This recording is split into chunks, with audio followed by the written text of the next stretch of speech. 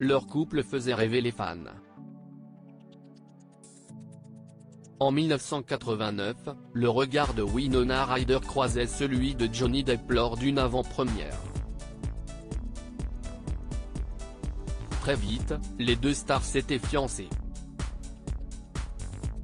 Hélas, après 4 ans d'amour, le couple se séparait.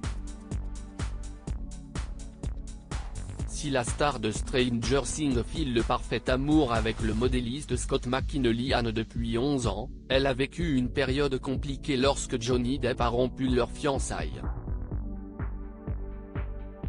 Dans un entretien accordé au magazine Harper's Bazaar, l'actrice a confié avoir réussi à sortir la tête de l'eau grâce à un incroyable thérapeute, qui lui a suggéré d'essayer de s'imaginer plus jeune et d'être plus gentille avec cette fille.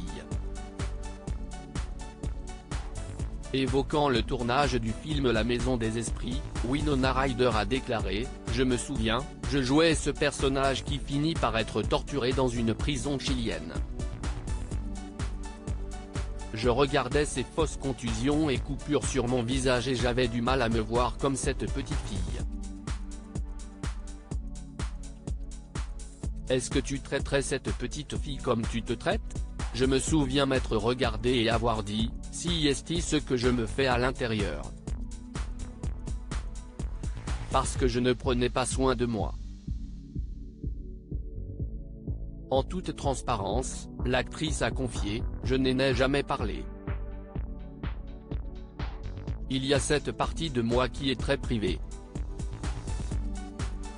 Ces jours de ma vie ont une grande place dans mon cœur. » Johnny Depp a été bouleversé par leur séparation quelques années plus tôt, l'acteur avait révélé au magazine Los Angeles Times que son honnêteté avait signé la fin de son couple. Il avait en effet assuré, « Si est très difficile d'avoir une vie personnelle dans cette ville. Durant ma relation avec Winona, c'était mon erreur d'avoir été aussi ouvert, mais je pensais que si nous étions honnêtes, ça détruirait leur curiosité morbide. Mais au lieu de ça, ça la nourrit, et a fait croire aux gens qu'il en faisait partie. » Pendant de nombreuses semaines, Johnny Depp se rendait alors sur le plateau du film Édition Wood en larmes.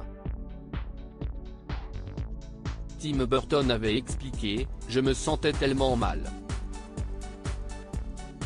Je lui ai demandé pourquoi cela s'était produit, mais tout ce qu'il a dit était, ce n'était pas de sa faute, c'était la mienne.